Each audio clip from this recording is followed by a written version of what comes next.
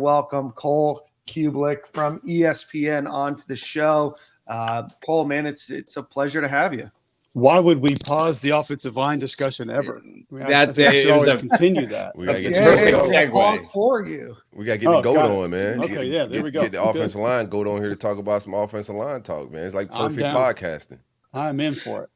All right. Well, Cole, let's get right into it. I think you heard kind of the end of that conversation. We're looking at the Gators' projected offensive line of Austin Barber, Micah Mazuka, Kingsley Aguakin, Richie Leonard, and Damian George going into that Utah game. What are your thoughts? Give us your outside opinion.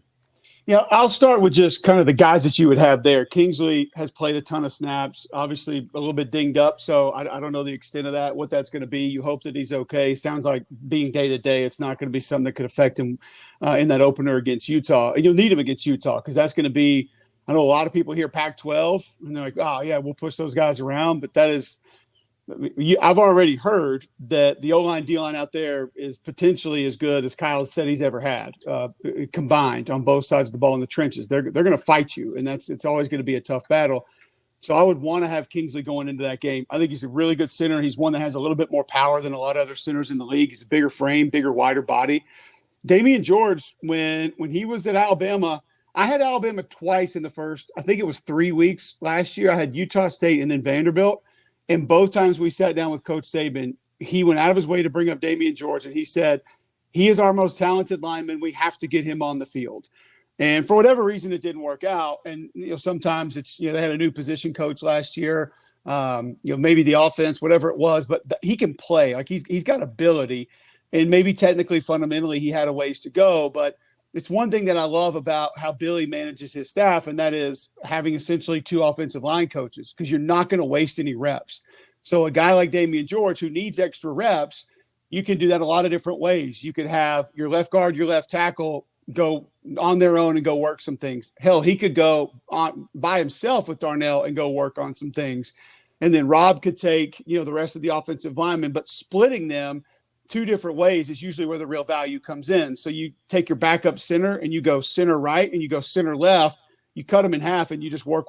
So instead of the way I used to do it, which was your reps would go left tackle, left guard, center, right guard, right tackle over and over and over and over and over. But you double those reps now and you can split your guys up. So it's one of the things that Billy does that I'm seeing more head coaches do that I really, really like. We've seen what Austin Barber can do. I think he's very capable. When I went back and watched Michael Mazkua's film at Baylor, the first thing that stuck out to me is, one, the system is very similar. You're going to get a lot of stretch zone. You're going to get a lot of pin and pull. So he's not going to come in there and be asked to do things that he had not been doing prior. And he's got some nasty in him. And it's one thing that I know they want up front are guys that finish and guys that play with a little bit of an edge. And I think he brings that to that group. So I think you're looking at a group that, even though they haven't played a ton of football together, has some talent, has some ability. And the other part is I expect a little bit of a jump because I'll use myself, for example. When I was at Auburn, we were mainly an isolation run team under Terry Bowden. When he left and Noel Mazzoni came in with Tommy Tuberville, we went strictly zone scheme. So it was inside, outside zone. We had power and truck and counter that we would run every now and then. But it wasn't really until late in the spring, year 2, that it kind of started to come together. And the complicated thing for a lot of fans when you're talking about the zone scheme is, yes, we can go back to the Broncos of, whatever, the early 90s. It was designed to pick everything up. And that's where the advantages do come in. And it should, and it does. The other side of that a lot of people refuse to talk about is there's a lot of stuff that can go wrong in a lot of different places. Like if you don't get your front side end reached, like that play's got to cut back immediately. Guard leaves the center too early, then they might not be able to get that combo block reached. You stay on a double team too long, linebacker run through is going to remove one of your gaps. Backside, if you're allowing guys to play flat down line of scrimmage, you don't get them cut off. You may have a really clean cutback lane. Your back does exactly what he's supposed to do, but he's getting KO'd by the end who's crashing down. There are so many things that can go wrong inside the zone scheme. There's so much feel to it that really makes it go. And I just really anticipate this group now in year 2 of this scheme really finding a way to be more on the same page than they were even last year, which later in the year I really thought that they were. And I think that could be a big advantage for this group as well. Even though that you have so many new pieces together, because the Florida has those hats 5 equals 1, and I think more so than any other position on the field, you need to have synergy and chemistry on the offensive line, and they've just had guys dinged up all throughout the spring, and they've kind of had to move people around. And from what you're saying, you'd like to have those 5 guys that are going to start take the majority of the reps together and get the feel of who's next to me on either side. I've always said this, Nick. There's one way to be a great offensive lineman, and there's one way to be a great offensive line, and that's to do it full speed against people who are trying to make you look bad. Like, I could take the 3 of you out there, and you could be my 2 guards and a tackle, and we'll find another tackle, and we can go T-board right, T-board left. We can run through the chutes. We can push the sled 72,000 times a day, and you guys are not going to be a good offensive line. You're just not. Like, you could have every step, every way to shoot your hands. All the hat placement can be absolutely perfect. But until you guys get out there and do it against a Gervon Dexter or a Cam Jackson or a Desmond Watson, and they're trying to kick your ass on a regular basis, you ain't going to know how to do it right. And you're not going to know how it feels. And you're not going to be able to successfully be able to go out and make those blocks. So, yes, I want my 5 together. You want the reps just in general, the physical reps. And I know Billy's not going to back away from having a physical camp. Even with some guys dinged up, it's always going to be a part of their DNA and who they are on both sides of the ball. And you want those guys running as many reps at the same time. Like I said, though, with like a guy with Micah, he's done a lot of the same stuff. So that transition should be a little bit easier. Damian wasn't too far away from it, but that was such a quarterback-centric offense the last few years. I would imagine they probably spent more time in pass pro and in RPOs than they did with some of the straight run game stuff. So even though you want the same 5 on the field, it's also important, depending on how you're going to negotiate it. And see, now where we're getting to camp, we see it in Alabama, Auburn's doing it, Georgia's doing it. All of a sudden they're seeing a tackle running at first-team guard, or the first-team center's running at first-team guard, and people are like, oh, my God, what's happening? Well, you're also trying to start piece together, all right, if we lose this, like situational football, basically. If we lose our right tackle, who's the next guy up? Or if we lose our right guard, who's the next guy up? And if your right tackle is your next best option at your right guard, so your backup right tackle is better than your backup right guard, and you're going to move him down and put one in, you ought to start tinkering with that too. So you want to know exactly where you're going at every spot if you were to lose a guy, because it doesn't always work out where, oh, left guard comes out, here comes new left guard. Center comes out, here comes new center. It just doesn't work that way. More times than not, one of your other 5 is going to have to move to give you your best 5 on the field. So I do think there's a little bit of value being able to negotiate some of that. But the only way to get good at it is it has the same 5 on the field that are doing pretty close to full speed work as often as possible. Right. Cole, I want to talk to you about that next group of 5, and I'm not sure. I don't expect you to know everybody's too deep in the SEC, let alone. But right now the backup group is Jordan Herman, Jalen Farmer, Jake Slaughter, Najee Harrison, Lindell Hudson. Lindell Hudson, the FIU transfer, a lot of playing time under his belt. Have you been able to look at any of these guys? Is there any reason to be excited about what might be next with that group? Because what we've talked a lot about on our show is we've got that 5 starting group that we're excited about. It's a good group there. Keeping Keontae Goodwin would have been great, but obviously the situation happened with his mother. But that next 5, there starts to be some cause for concern. And we know not every team has 10, 12 ready to go offensive linemen, but of that next group of 5, is there anybody that you've seen or you've heard about that Gator fans should be, at least qualm some of their fears? No, I did go back. Same with Micah. I went back and watched some of Lindell's film.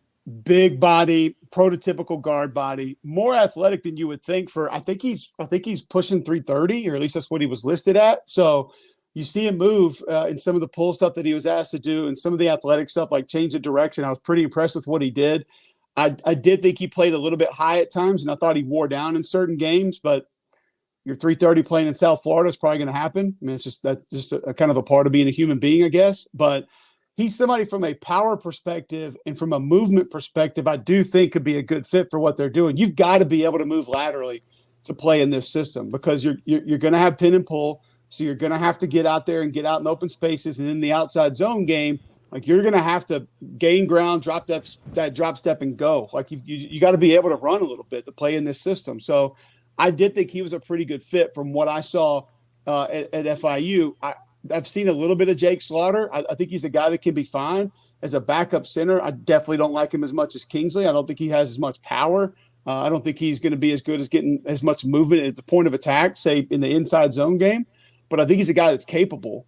As far as the rest of those guys, I haven't seen a ton of them, to be perfectly honest with you. Yeah, either have we. So that's why we're just asking.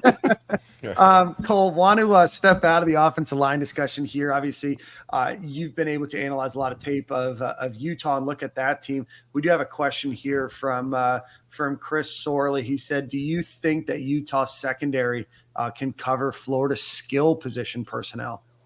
I think some of that would depend on who's available on both sides of the ball. Florida obviously a little bit dinged up in camp. We heard a lot of hype about Andy Jean and what he's going to be capable of doing. And if he's out there and can give you another threat, I do think that would help. It should be an area that Florida has an advantage. Now, the disadvantage that you're going to get is not so much man-to-man and okay, can Ricky Pearsall run past this guy, or can he get out of his route and create separation here?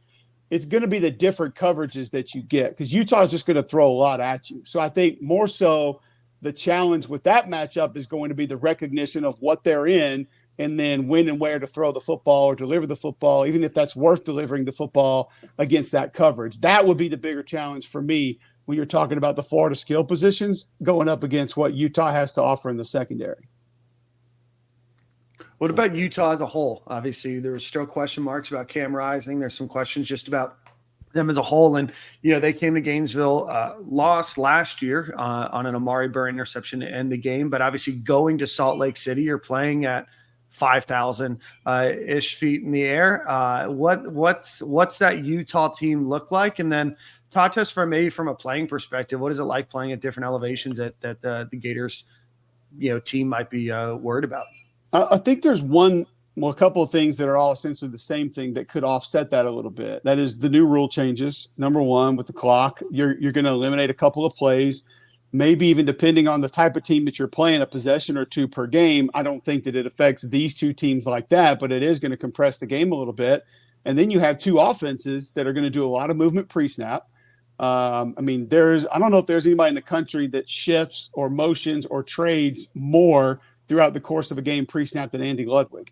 And you'll get it a lot from Billy too. Like he believes in that to be able to find his matchups and to be able to get defenses to show what they're doing. So that essentially will slow the game down in and of itself. I think that's a benefit for Florida going out there with two teams that are not going to go extremely fast and obviously new clock rules that are going to help compress the game as well. Physically, it's going to be a challenge on both sides of the ball, offensive line and defensive line. As we just stated with the Florida O-line, I think they're up for that challenge. And I think the interior of the Florida defensive line will be fine. I hear great things about Cam Jackson. I loved his film at Memphis. I called Ryan Silverfield right away after I watched it. And I'm like, who the hell is this kid?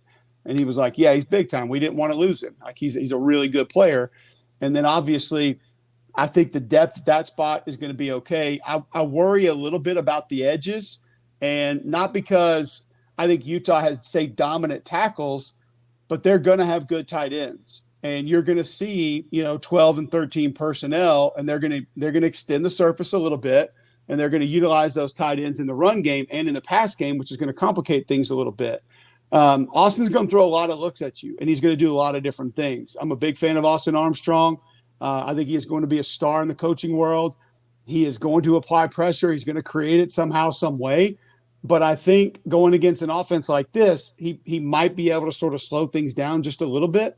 And with what he has in the middle of that defense, the creativity may come out in the alleys a little bit more with some coverage or different guys playing closer to the line of scrimmage and then backing off. So I think it's going to be a hell of a matchup. The Cam Rising thing that you brought up really to me is the difference, because that is a different football team with or without Cam Rising. And then if you're getting down to, say, Bryson Barnes, a guy who has hardly taken snaps over the last maybe calendar year, I don't really know what you're dealing with. So you're going from a guy that was one of the better quarterbacks in college football at certain times the last 2-3 years, to a guy that we just don't know a ton about and haven't seen a ton of. And how much could he handle at the line of scrimmage? Does Austin go more aggressive if that's the case, and mix and match his looks and show different coverages and stunt and different things of that nature? If so, then I think what Austin has previously done becomes a bigger advantage, because you want to try to show it all and try to force mistakes. So I think it's a super intriguing matchup. I'm not one of these guys that doesn't think Graham Mertz can play football. I actually saw some good things in the spring game from him. Like, I want a quarterback to throw the ball away when a guy's in his face. I don't want you to try to force a ball into coverage. I don't want you to take a strip sack fumble. Like, get the ball out. That's what we need. And I think people kind of refuse to look at the fact that there were free runners that were coming his way. There were mistakes along the offensive line and in pass protection other places. There were some drops in that game as well. And I've heard he's had a great camp. So I think you're going to need some younger players in the secondary, maybe at linebacker and at receiver, to really step up if this team's going to exceed expectations. But I think there's a better foundation than people believe year two in an offensive system that has been successful with two vastly underrated running backs, by the way. I think people know ATN's explosive and can go, and probably his name helps a little bit. But like, I'd sign me up to play with Montrell every day of the week. Like, the dude is just a grinder, man. Like, I love watching the kid play football. So it's easy to compare this team to some of Spurrier's teams and some of Urban's teams, and maybe even a Mullen team or two, and say, oh man, they're not that. That's fine. But you can't ignore all the positives that also lie there with what maybe could be for this Florida team at the same time. Cole, I want to ask you one more question, then let Silk and Nick jump back in. First, I want to correct myself. I got correct in the comments. It's only 4,200 feet above sea level, not 5,000. So my apologies for being 20% off. Gators are going out. Shame on the Utah beat reporters. We made a gigantic deal about heat and humidity last year. I was expecting them to give us some elevation talk this offseason. I haven't heard it yet. Cole, what's the big difference? Obviously, there's less oxygen and everything else. It takes a little bit longer to recover, but Gators are going out next week, play on Thursday, only really have a day or two to get acclimated. Is that a big difference, or is it kind of just a talking point because it's easy to talk about? I do think it's different, but kind of like what Nick just mentioned about last year. And I'm not saying it's exactly the same, but like, you guys have been in Gainesville when it rains like 30 minutes before kick and then the sun comes back out. I'll trade elevation for that every day of the week. Like, it's just as hard to breathe. Yeah, I mean, I'm working the sideline. I'm having trouble breathing when stuff like that happens. I was just in altitude, Cole, and I'm gonna be honest with you, man. I'll take altitude breathing over this Florida humidity every day of the week. I don't think conditioning is going to be and this is your question, but I don't think conditioning is going to be the end all be all of this game. Yeah, I mean, listen, these kids have played in Baton Rouge. These kids have played in either Tuscaloosa or Auburn or Starkville or Oxford. Like, you don't think in Athens, Jacksonville, you don't think that the humidity is an issue there. Like, the only place worse than Gainesville is Baton Rouge, by the way. Like, I mean, it's just, and I think the thickness that you deal with there, it all comes down to just getting your wind back, and that it takes a little bit more time to become reoxygenated and get your wind back and get your lungs back under you. And so I would imagine, from a rotational standpoint, that the coaches have an understanding that they may have to do more of that. There will be more oxygen tanks on the sideline. And as we just stated, it's not like you're playing what Colorado is going to be this year with Sean Lewis, where he's running like 130 plays a game. Like, you're not playing Tennessee this week. So the game moving very slowly, I think that offsets the altitude issues that you have. Unless we just get, a pick six and then a kick return for touchdown and then another big play, and all of a sudden it's like, oh my God, it's been back and forth. Like, yeah, then you get a little bit of a problem. But I just don't see 4 quarters of us looking over at the sideline and saying, whoever's doing that game, like, look at this, the Gators can't breathe. This is unbelievable. Like, I mean, we got third stringer walk-ons out there. It's like, that's not a real thing. I wanted to you brought up Tennessee. Big picture, I think Vegas has Florida at like 5.5 win total. And I've gone anywhere from like 6 wins, talked myself into 8 wins, give you some time to pull that up. But I look at Florida's schedule, and if they can win at Utah and then you beat McNeese I'm just not high on Joe Milton. I remember Joe Milton at Friday Night Lights when he was a junior in high school trying to get a scholarship offer at Florida. I remember him at Michigan. I remember him being bad at Tennessee, and now he's kind of taken the AR playbook of throwing balls 80 yards without moving his feet or from a knee. I think that's a tough game. I think that's a really tough game for Tennessee on the road with Joe Milton making that first road trip. I think Florida needs to, if they're going to get to 7 wins, 8 wins, they have to stack wins early because after Georgia, I think Arkansas is a really physical team. LSU, that's going to be a nasty 11 a.m. kickoff at Missouri in late November. It's going to be 27 degrees. You're going to have to bring your own juice to that one. So I think I look at in Florida State, obviously at the end of the year, I think Florida needs to stack wins early, which would mean winning on the road at Utah and then getting your first SEC win against Tennessee at home. Well, the first thing, Nick, is we know what that is playing that game in that stadium. I mean, that was an essential early. When I fell in love with college football, that was a semifinal, quarterfinal playoff game. So when Tennessee goes in to Ben Hill Griffin, like it's going to be extra. We know that. And some of the things that we talked about with this game against Utah could be very beneficial against Tennessee. Like how many possessions can you realistically steal from that team? They're not going to be great on defense. They might be better, but hell, they were in the 120s in a lot of categories last year. So I think the defensive line's a little bit better. Can Keenan Peely, the BYU transfer, help? They got another BYU transfer in the secondary that maybe helps. But I don't see guys who can take over games on that Tennessee defense. So Florida all of a sudden comes out and rips off these methodical drives, and you cut the possessions down by a third. At that point in time, all you need is 1 or 2 mistakes, and then all of a sudden you're in control of the game. So I think it's an intriguing matchup. I think it's one that the way that Austin calls his defense, it doesn't concern me as much about how Tennessee runs their offense. And the thing that I'll be more concerned about the receiver position than I would Joe Milton. Now, and here's the other part about Tennessee's offense last year that I'm anxious to see is when that thing's really going, they're physical up front. And that goes for Baylor when they were doing it. That goes for Ole Miss when they were doing a version of it. That goes for Tennessee last year. Some of the UCF teams that they had, when that thing becomes physical up front, that's to me when that offense peaks. It doesn't peak when you have good receivers and a good quarterback. The fact that you can go back and watch Darnell Wright against Kentucky just bludgeoning people, or against Alabama, and everybody pees their pants about what he did against Will Anderson in the passing game, pass pro, but go watch him in the run game in that game. Like they were moving people off the ball. Tennessee hasn't done that to Alabama since I played college football. That shouldn't happen. So I worry about that group a little bit. I mean, you got a kid that should be playing right tackle that doesn't want to go over there. You have a Miami transfer at left tackle that everybody says is nice. Fine and is just going to fit right in, and John Campbell. But your center's dinged up right now, and they don't have a backup center. So do you save him until that game? I don't know. And then if you do save him, what's he going to be in that game? There are a lot of question marks around that portion of it, but that receiver position could be filthy. I mean, Ramel Keaton is kind of a do-it-all guy that can line up anywhere. Dante Thornton, apparently, and listen, they had a college football folk hero last year that we have been hearing about, and Brew McCoy, who was at Texas and USC, is like, oh my God, nobody's ever run like this kid, and he's so big and so fast, and we finally got to see a little bit of it. Well, I'm hearing same things like Dante Thornton, so maybe he is that guy.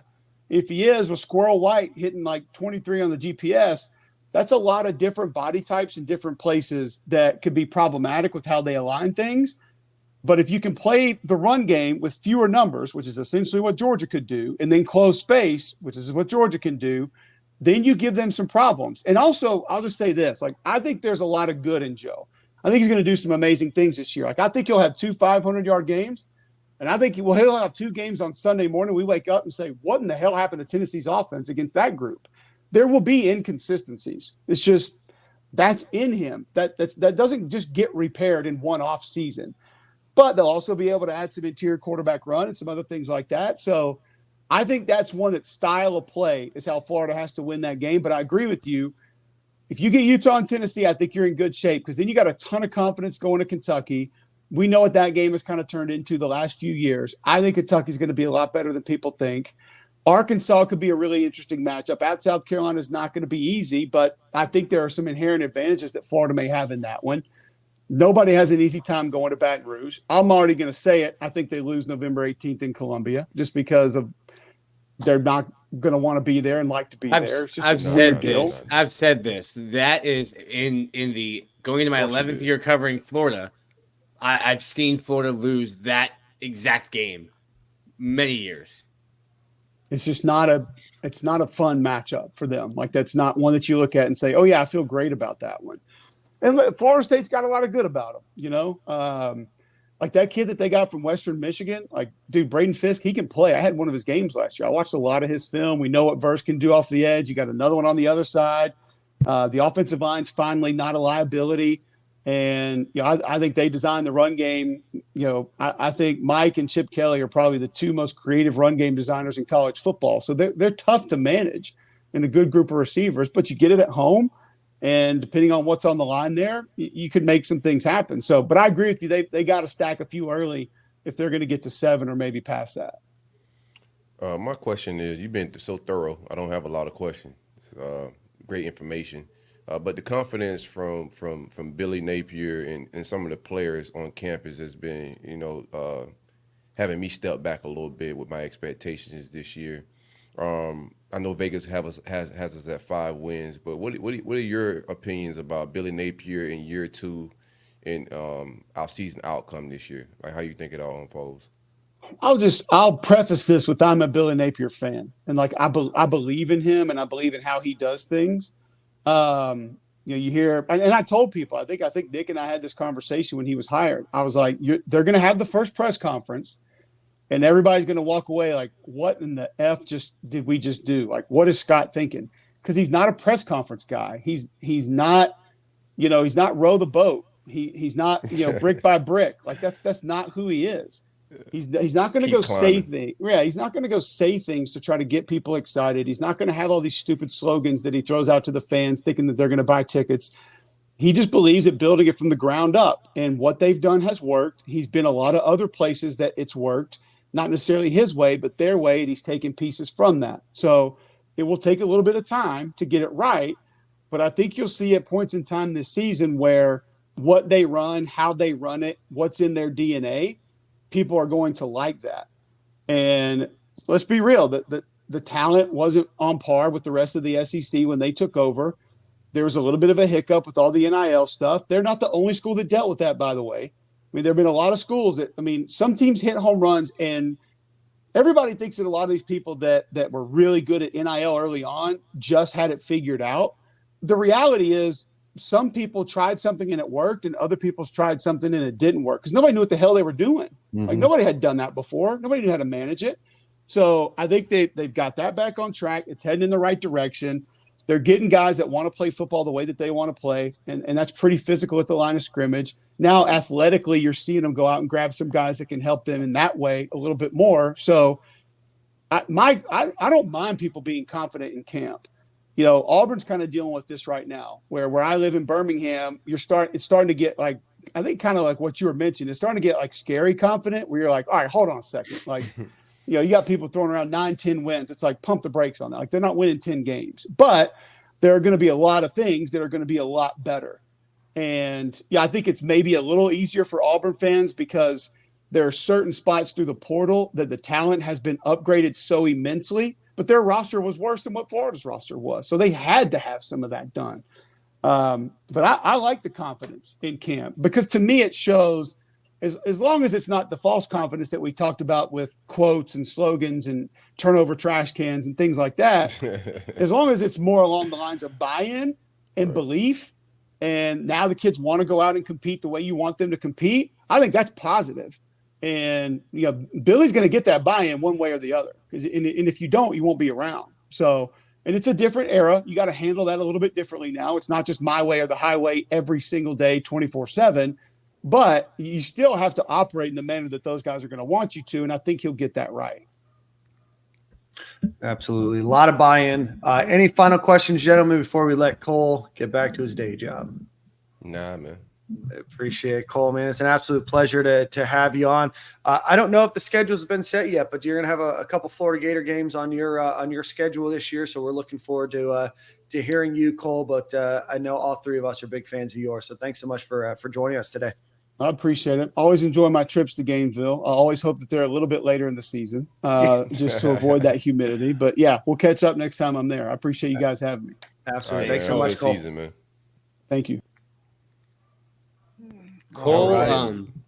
I hit Cole up the other day. He put on Instagram picture, first day of school, taking the kids to school, and my guy was in some off-white sneakers, and I hit him up, and I was like, "Yo, don't have any kids yet, but that's dad goals." Yeah. Carpool line, some off-whites. You gotta hit the loop line. I have on my Crocs. I'm not gonna get out of the car. Even on first day, my kids are too old for that. Get out, go see your teacher type vibes. But I respect the off whites. Shout out to Cole for sliding through, man. Absolute legend. Yeah, he's one of the better guests that we've ever gotten, or that we've had on the show in the past, and now just an absolute wealth of knowledge. So shout Oxygenated. out to, Is that a word? He said oxygenated, and I thought, I was like, man, I don't know. It is now. That's a word. Yeah, I think so. You gotta be properly oxygenated. Oxygenated, the verb of taking in oxygen, I guess. I love it. So let's see. Let's get back. I think we've talked about offense. We talked about defense. Nick, it's your time to shine. But before we do that, Chris, we'll get to your question here in a second. Let's give a shout out to our friends over at Home Field Apparel. Go visit homefieldapparel.com. Use promo code Stadium and Gale. Get 15% off of your order. About 20 different items that you can pick from, including one of those kind of retro looking starter jackets for the Gators. Those have already been sent out. You guys have been great stewards of the podcast promo code. So go check out homefieldapparel.com. Promo code Stadium and Gale, and they are going to be doing a Florida Gators bundle. I believe it is next Sunday, the 27th. Be out on the lookout for that. We'll talk to you guys a little bit about it as it comes up, but go check out homefieldapparel.com. Nick, we're going to talk about special teams, but before we do that, since we just talked to him, so what did Cole say that you guys don't necessarily agree with? Great pod. Wish we could have had this question when he was on air, but just muted him. Anything that you guys disagreed with Cole about? Just the Missouri game. I know we got. I hate that game, and I know like it's just not. I just hate going to Missouri. I hate seeing my guys go out there. It's a shitty situation, but I want to see these guys mature past those letdowns, going to games flat. That's the growth I want to see this year. A lot of Dan Mullen teams will go into these games flat, down, even if it was a noon game. So I want to see these guys mature past that. And I think the buy-in and where Billy's at in year 2, I don't think we're going to get those flat games in November when it's cold. I want to see them come out. Last year was a total letdown with where they came out versus Mizzou. So I think there's some change in that. Yeah, in Vanderbilt. What is Correct. Mizzou? Vanderbilt was nasty. Mizzou's game 11. So, let's say you're 6-4 going into Missouri. Now they stink too. So that's 100% a noon kickoff, 11 a.m. local. It's November 18th in Columbia, Missouri. It's going to be cold. There's going to be 30,000 people there. But I think with young boys, right, with young up-and-coming guys, they should be still locked in because our roster is going to be very young, especially by towards the end of the season. I expect some of these guys to get jumped on the roster. So I expect the 6-4 young team to still be bought in. Maybe if some veteran guys are just checked out and want to go, thinking about the NFL. But I don't think we have that type of roster. I think we have some young guys that still should be, and that's the growth I'm looking for. Still should be bought in. But you still need those young guys are looking to the older guys. And okay, if the guy that I've been looking to all year is going half-ass in practice, if he's like, hey, it's Mizzou, don't worry about it, we're going to get in, get out. Do you have the leadership of the older guys who are now going through a 6-4 season up to that point, losing their jobs, losing their reps? Do you have the young guys step up and have their own mentality, or do you get some, cranky and whiny players who, when things when you're 6-4 when you're 6-4 in November, it's easy to lose a locker room. Yeah, I just think the additions of Taraji Mitchell coming from winning programs, those are some of your veteran guys. Pearsall is going to have, he had buy-in last year all the way to the Florida State game, to the bowl game. He was still locked in. Um, I think we have the roster, and some of these young guys are just, they exhibit a lot of leadership qualities. But I just think it's a different roster. It's not, it's not the Coxes of last year that was just not even setting the edge, not trying to play disciplined football, just worried about sacks for themselves. I don't think we have those same type of attitudes on the team. I think we kind of, weeded out those type of guys. We may still have a few, but not none that we're dependent on in my mind. But by game 10 or 11, I expect these young freshmen and sophomores to pass some of these older guys that just aren't playmakers.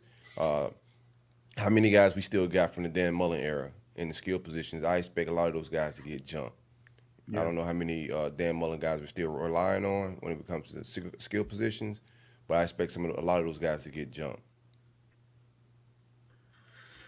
Yeah. I don't think that there's many of this roster. What, Nick? I think there's about 30 left from Dan Mullen. I don't remember the exact number. It's right around 70, including walk-ons that are Billy Napier guys. So 70 out of what? 115, 110. Yeah. No, we're in the right ballpark. Should be fresh. It should be fresh coaching. It should be. So you may be right, Nick, but this is my perspective of what I want to see out of growth. That's how I'm not saying that. I'm not. Yeah, I'm not reporting that. Like, hey, Florida's got a bunch of bad attitudes. I'm just saying, could that be? I've seen that before. Hey, the guy that's like Taraji Mitchell. I'm not saying that'd be his attitude, but the guy who's playing his last year. Well, shoot, I'm not getting hurt at Missouri when the draft's coming up. Are you crazy? No way. I've just seen that before. I'm not saying that those are guys in Florida's locker room. I've just seen that before. Sure. But do you think that there might be a difference this year just with the talent that's been infused over the last 2 years? That even if that is the attitude, then fine. We have some players that can move up that Florida didn't maybe have the luxury of last year. Yeah, but then that's where I said, like, okay, well, do those young players have their own mentality, or if you have bad attitudes from seniors, juniors, guys who were leaders in the spring, were leaders in the fall, and now they're making business decisions in November, does that attitude, does that work ethic or change in attitude permeate to the younger guys? It's like, all right, well, if he's doing that at practice, I can get away with that too. Yeah, I mean, we're talking about hopefully a situation that doesn't happen, right? We're opining on a situation, but at the end of the day, I think that Florida's culture, and hopefully this is the case, Florida's culture has gotten a little bit stronger to be able to fight through some of that. You didn't have a lot of options at defensive tackle, at defensive end, at safety.